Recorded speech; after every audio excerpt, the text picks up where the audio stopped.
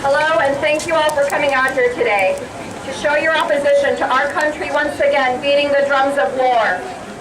My name is Nadia Kelani. I am an Arab American with family in Syria. They, like all Syrians, have been through hell and back in the last 2.5 years. But they know, as should we, that what they have been through so far does not compare to the shock and awe that will soon come their way courtesy of our government. The people of the Middle East are sick and tired of the U.S. purporting to come to their rescue, but leaving nothing but death and destruction behind. They are sick and tired of being used as the justification for the U.S. to rev up its military machine. They are sick of being the guinea pigs on which we test our latest military technology. And they, like us, are sick of being lied to. Although we may have moved on, they continue to live among the rebels. That is Iraq, that is Libya, and that is Afghanistan. They do not want to add Syria to this list. What our government is proposing to do by attacking Syria is illogical, immoral, and illegal. And it is the height of hypocrisy. Last week, chemical weapons were used in Syria. But I do not know who used them. And neither do you. And neither does the Obama administration. We do not know because the UN weapons inspectors have not concluded their investigation. But let's assume that the Assad regime has indeed, or was indeed crazy enough to use sarin on its own people on the very day that UN inspectors came to check for the presence of chemical weapons. Just what exactly does our government intend to achieve by unleashing its military might on the Syrian people? How can destroying more of Syria and killing more Syrians possibly be a good thing? And who are we, after all, to decide where and when a line in the sand must be drawn?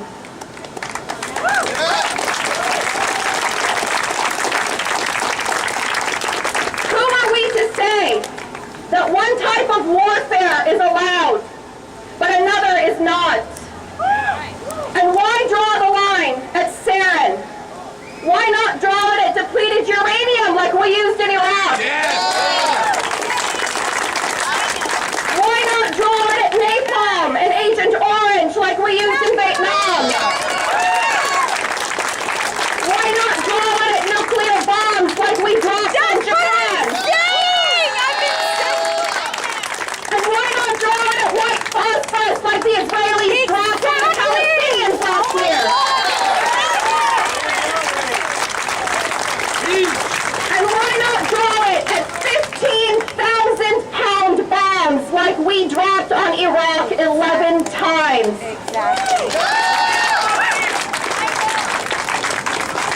And if we are drawing the line at sarin, then why did the Obama administration not react when in May Syrian rebels were accused of using sarin gas by the UN Commissioner on Syria? And why did the Obama administration not react when the Syrian rebels were caught with sarin gas in Turkey?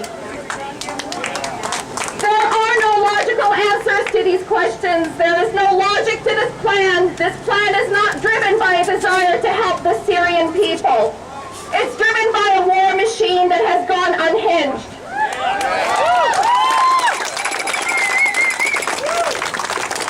You know, this seems like deja vu all over again.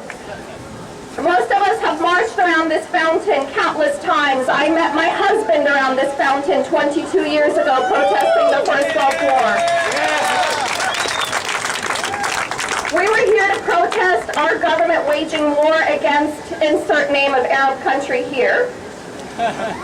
Have our misadventures in Iraq taught us nothing? Have our leaders forgotten what we did to the people of Iraq? Have we forgotten that more than 1 million Iraqis died as a result of our war? Another 4 million were displaced. There too, our government said it was coming to the rescue of civilians.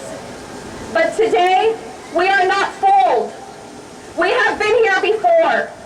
We are no longer under the illusion that our government knows best. And what of the UN?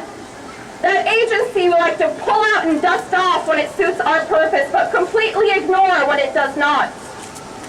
Why not get UN backing for a strike? They're all leaving right when she's talking. Why not comply with the UN Charter, which only allows a country to mount a military attack if it is attacked first? That's pretty bad. That's And what of our Constitution, like ABC. which requires congressional approval of I wars? don't know what other station, but Why has our own Congress not been given the opportunity to debate and vote on this issue the way that the British Parliament did and rejected? No, I can't believe it. Is it because an attack on Syria is so bad that even our war-happy Congress might reject it? In 2007, then presidential candidate Barack Obama said the following, and I quote, "The president does not have power under the Constitution to unilaterally authorize a military attack in a situation that does not involve stopping an actual or imminent threat to this nation." If only Barack Obama were around today to stop this madness.